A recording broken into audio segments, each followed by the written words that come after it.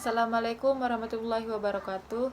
Nama saya Ririn Septiana dari Prodi Ilmu Komunikasi, nomor NIM 20109010007. Di sini saya akan menjelaskan tentang iman kepada makhluk gaib. Beriman atau meyakini dengan sepenuh hati kepada yang gaib termasuk kewajiban asasi dalam kehidupan seorang muslim. Bahkan, keimanan kepada yang gaib termasuk merupakan salah satu karakteristik yang bersifat utama seorang mukmin. Pada akhirnya, keyakinan ini pula lah yang akan memompa spirit dan semangatnya untuk merealisasikan berbagai konsekuensi melalui amal perbuatan anggota tubuh. Allah berfirman, Alif Lam Mim, kitab atau Al-Quran ini tidak ada keraguan padanya, petunjuk bagi mereka yang bertakwa, yaitu mereka yang beriman kepada yang gaib, yang mendirikan sholat dan menafkahkan sebagai rizki yang kami anugerahkan kepadanya. Quran Surat Al-Baqarah ayat 1-3. Dalam ayat ini, Allah menyatakan bahwa salah satu karakter paling menonjol dan sifat utama orang-orang yang beriman adalah iman kepada alam gaib yang tidak bisa dijangkau oleh panca indera dan tidak mampu dicerna oleh nalar akal. Atau bisa diartikan pula bahwa orang-orang beriman adalah mereka yang beriman kepada Allah di waktu gaib, tidak tampak oleh orang lain, sebagaimana mereka juga beriman kepadanya di waktu hadir, saat bersama orang lain. Hakikat alam gaib adalah alam kasat mata yang bersembunyi dan tidak terlihat oleh mata telanjang, serta tidak bisa dijangkau oleh panca indera, atau dilihat, dicium, diraba, dirasa, dan didengar, dan tidak mampu dicerna oleh nalar akal.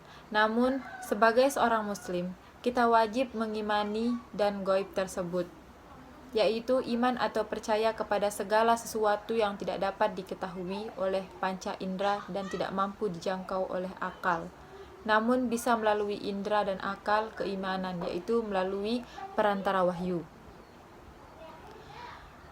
Maka beriman kepada yang gaib juga berarti membenarkan semua berita wahyu yang telah dikabarkan oleh Allah, baik tentang hal yang telah terjadi maupun yang akan datang, serta tentang keadaan hari kiamat, hari kebangkitan, surga, neraka, sirat atau jabatan, dan hal lainnya yang termasuk dalam cakupan hal yang gaib. Oleh karena itu, mencari hakikat dalam gaib selalu melalui perantara wahyu Allah, sebuah kasihan yang berujung kepada penyia-nyiaan waktu dan energi, serta hanya mengurus tenaga kepada hal yang tidak bermanfaat sama sekali. Dan siapa saja yang mengklaim bahwa dirinya mengetahui Allah gaib itu, baik mengaku sebagai dukun, paranormal, orang pintar, atau sebrek istilah keren lainnya yang menipu, tidak diragukan lagi bahwa klaim tersebut adalah dusta, bohong, dan kelancangan yang teramat besar.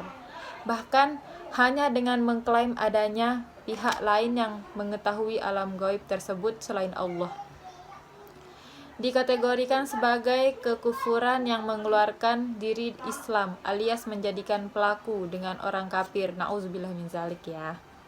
Allah pernah berfirman dalam Quran Surat Ali Imran ayat 173 yang artinya, dan Allah sekali-kali tidak akan memperlihatkan kepada kalian hal-hal yang gaib, akan tetapi Allah memilih siapa yang dikehendaknya di antara rasul-rasulnya. Karena itu, berimanlah kepada Allah dan rasul-rasulnya. Dan jika kalian beriman dan bertakwa, maka bagi kalian pahala yang besar. Dan pada sisi Allah lah kunci-kunci semua yang gaib. Tidak ada yang mengetahuinya, kecuali Dia sendiri. Dan Dia mengetahui apa yang di daratan dan di lautan. Dan tiada sehelai daun pun yang gugur, melainkan Dia mengetahui pula. Dan tidak jauh sebutir biji-bijian dalam kegelapan bumi, dan tidak sesuai yang basah atau yang kering, melainkan tertulis dalam kitab yang nyata. Lalu mahfuz, Quran Surat Al-An'am ayat 59. Dalam Quran Surat Yunus ayat ke-10, mereka berkata, mengapa tidak diturunkan kepadanya, Muhammad, suatu keterangan mukjizat dari Tuhannya? Maka katakanlah, sesungguhnya yang gaib itu kepadanya Allah, sebab itu tunggu sajadah oleh kalian, sesungguhnya aku bersama kalian, termasuk orang-orang yang menunggu. Beriman kepada hal yang tampak bukanlah suatu keutamaan dan keistimewaan yang patut dibanggakan oleh seorang manusia. Mengapa demikian?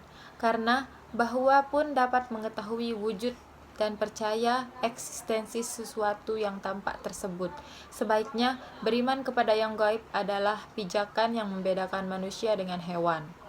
Namun tidak berarti bahwa manusia harus berlebih-lebihan dalam mengimani hal gaib yang tidak memiliki hakikatnya sehingga menjerumuskannya kepada khurafat atau dongeng, mitos atau legenda yang tidak ada dasarnya sama sekali.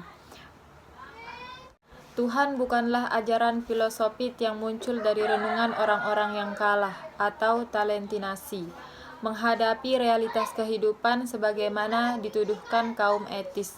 Surga dan neraka bukanlah sekedar ajaran penghibur dan alat untuk menakuti-nakuti seseorang agar tidak berbuat semena-mena. Secara etimologis, kata malaikat yang dalam bahasa Indonesia disebut malaikat adalah bentuk jamak dari kata malak. Berasal dari Secara etimologis atau lughawi, kata malaikat yang dapat dalam bahasa Indonesia disebut malaikat adalah bentuk jamak dari kata malaikat berasal dari masdar al-laukah yang berarti ar-risalah, misi atau pesan. Yang membawa misi tersebut ar-rasul atau utusan. Dalam beberapa ayat Al-Quran, malaikat juga disebut dengan rasul, utusan-utusan. Misalnya pada surat Hud ayat 69, bentuk jamak lainnya dari kata malak adalah malaik.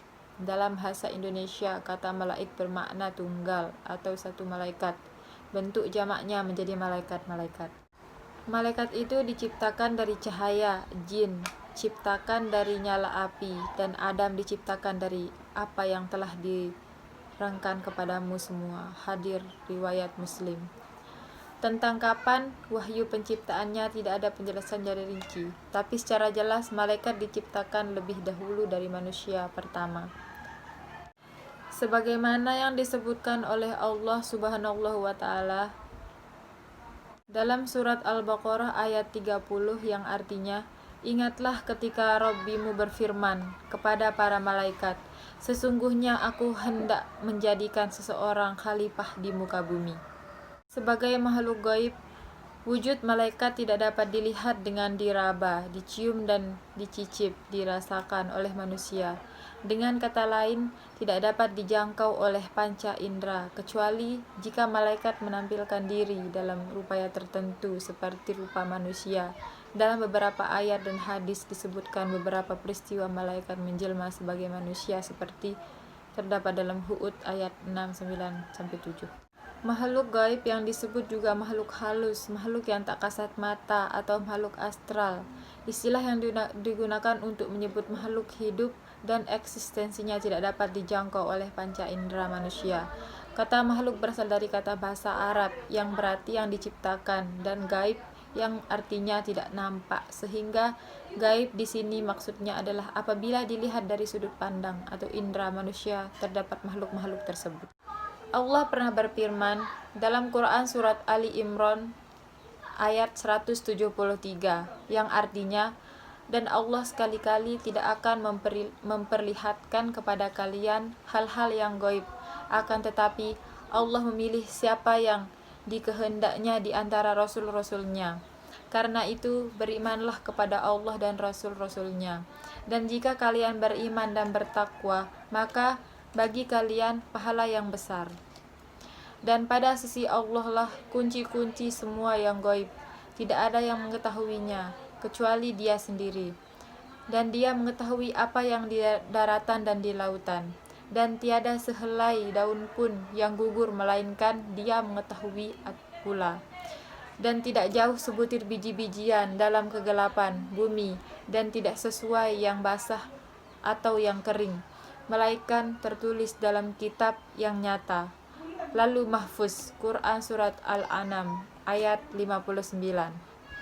Sekian dari saya. Wassalamualaikum warahmatullahi wabarakatuh.